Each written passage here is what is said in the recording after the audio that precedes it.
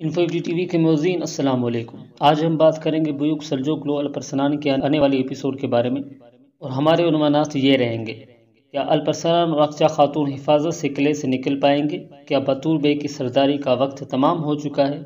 الپرسنان اور اس کے سپاہیوں کو سلطان طغرل نے قید خانے میں کیوں ڈال دیا؟ جنرل دکاس اور دیوجن نے کون سا منصوبہ بنایا ہے کیکاؤمینوس کے لیے؟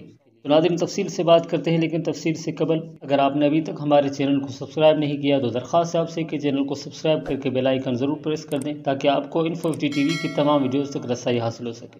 ناظرین، سب سے پہلے بات کرتے ہیں الپرسنان اور اقچا کی۔ تو اقچا نے الپرسنان کو بحفاظت قلعے سے نکالنے میں کامیابی دکھا دی ہے، لیکن یہ منصوبہ الپاگود کا ہو سکتا ہے۔ اس سے یہ فائدہ ہوا کہ کیکاؤمینوس کو ہزیمت اٹھانی پڑی، اور ساتھ ہی ایک دھچکا لگا کہ جس لڑکی کی اس نے بچپن سے پرورش کی اور اس کو مسلمانوں کا دشمن بنانے میں کوئی کسر نہ چھوڑی، آخر میں اسی لڑکی نے دھوکہ دیا، بلکہ دھوکہ کیا، حتیٰ کہ بیوقوف بنا دیا سب کے سامنے۔ تو ناظرین، یہ سین مزے والا تھا، آپ کو کیسا لگا کمنٹ میں ضرور بتائیے گا۔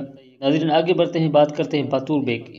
کیا باشی بازوق باتور بے کی سرداری ختم ہو گئی ہے؟ تو ناظرین، باتور بے کو قرارگاہ کی ذمہ داری سے سبکدوش کر دیا ہے ابراہیم ینال نے، لیکن باتور بے سردار ابھی بھی رہیں گے، لیکن صرف باشی بازوق کے۔ اب بات کرتے ہیں دیوجن اور دکاس کی، کہ ان دونوں کا منصوبہ کیا ہے، کیا وہ کامیاب ہوں گے؟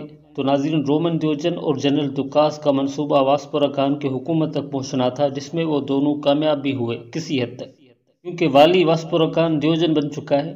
اب باری ہے دکاس کی، اور اب وہ گورنر بننے کی کوشش کرے گا، اور اس کا ساتھ دیوجن تو دے گا ہی، بلکہ اب ایودوکیا بھی دے سکتی ہے۔ ناظرین، آپ کو یاد ہوگا کہ جب عتاب حسن قید ہوا تھا واسپوراکان میں اور اس کو میدان میں لا کر قتل کرنے کے لیے لایا جا رہا تھا، تو اس وقت بھی دیوجن کو پتا تھا کہ مرنے والا حسن نہیں بلکہ کیکاؤمینوس کا بیٹا ہے، اور جو مار رہا ہے وہ الپرسنان ہے، لیکن اس نے جان بوجھ کر کیکاؤمینوس کے بیٹے کو مرنے دیا اور الپرسنان کو جانے دیا، کیونکہ کیکاؤمینوس کے بیٹے کے مرنے سے وہ فائدہ اٹھانا چاہتا تھا، جو کہ ہوا، اور اب یہ دونوں ایودوکیا کو اپنے ساتھ ملانے کی کوشش کریں گے۔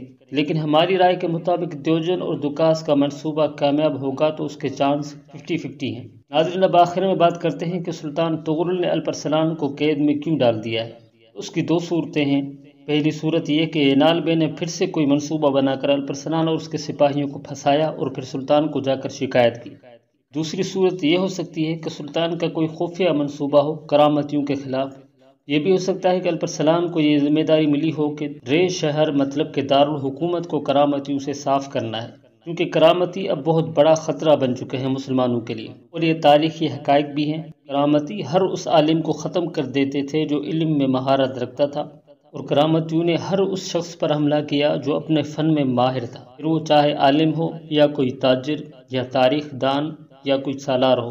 ان بدبخت کرامتیوں نے ہر اہم شخص پر حملہ کیا تھا۔ ناظرین، ویڈیو کو لائک کر کے چینل ضرور سبسکرائب کر دیں۔ ملیں گے بہت جلد ایک نیو ویڈیو میں، تب تک اپنا اور اپنوں کا بہت سا خیال رکھیے گا، اور اپنے چینل کا بھی۔ اللہ حافظ۔